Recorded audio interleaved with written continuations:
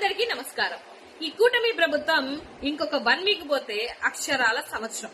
ఈ రాష్ట్ర పరిపాలనలో సంక్షేమం ఏదయ్యా, రాష్ట్ర అభివృద్ధి ఏదయ్యా, పిల్లల భవిష్యత్ ఏదయ్యా, లేకపోతే ఆడవాళ్ళకి రక్షణ ఏదయ్యా అని చెప్పి అడుగుతుంటే ఇవన్నీ కాకుండా వాళ్ళు రాసుకున్నటువంటి రెడ్ బుక్ రాజ్యాంగంలో కక్షపూరిత భాగంగా ఎక్స్ ఎమ్మెల్యేలని, ఎక్స్ మంత్రుల్ని, ఎక్స్ ఎమ్మెల్సీలని అనకూడదు కానీ చిన్న చిన్న కార్యకర్తలని, సోషల్ మీడియా యాక్టివిస్టులని మీ కక్షపూరిత రాజకీయంలో భాగంగా అరెస్ట్ చేసుకుని వెళ్తున్నారు.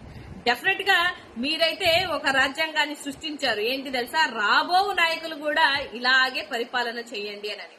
నిన్న కాకాని గారిని అరెస్ట్ చేశారు. కాకాని గారు చేసినటువంటి తప్పేంటో ప్రూఫ్ ఉంటే మీరు ప్రూఫ్ చేయగలుగుతారా? లేదు. ఎందుకంటే ఆ మైనింగ్ కి సంబంధించినటువంటి అధికారులే ఏమి జరగలేదని చెప్తున్నా కూడా మీ కక్షపూరిత రాజకీయంలో భాగంగా A1 అంటారు, A2 అంటారు, A3 అంటారు, A13 కూడా అరెస్ట్ చేస్తారు. అదే ముందుగా ఉన్న వాళ్ళని మాత్రం, మీకు ఫేవర్ గా ఉన్న వాళ్ళని మాత్రం టచ్ కూడా చేయలేకపోతున్నారు. డెఫినెట్ గా రాబో రోజులలో మీకు సమాధానం చెప్పే రోజు ఉంటుంది. ఎందుకనంటే మీ పరిపాలన రాష్ట్రంలో మీ కోట్లేసిన ప్రజల యొక్క సంక్షేమం మీద కాకుండా మీ కక్షపూరిత రాజ్యాంగంలో మీరు రాసుకున్న రెడ్ బుక్ రాజ్యాంగమే జరుగుతుంది. కాబట్టి రాబో రోజులలో ప్రజలు మీకు సమాధానం చెప్పే రోజు వస్తుందని మాత్రం గుర్తుపెట్టుకోండి.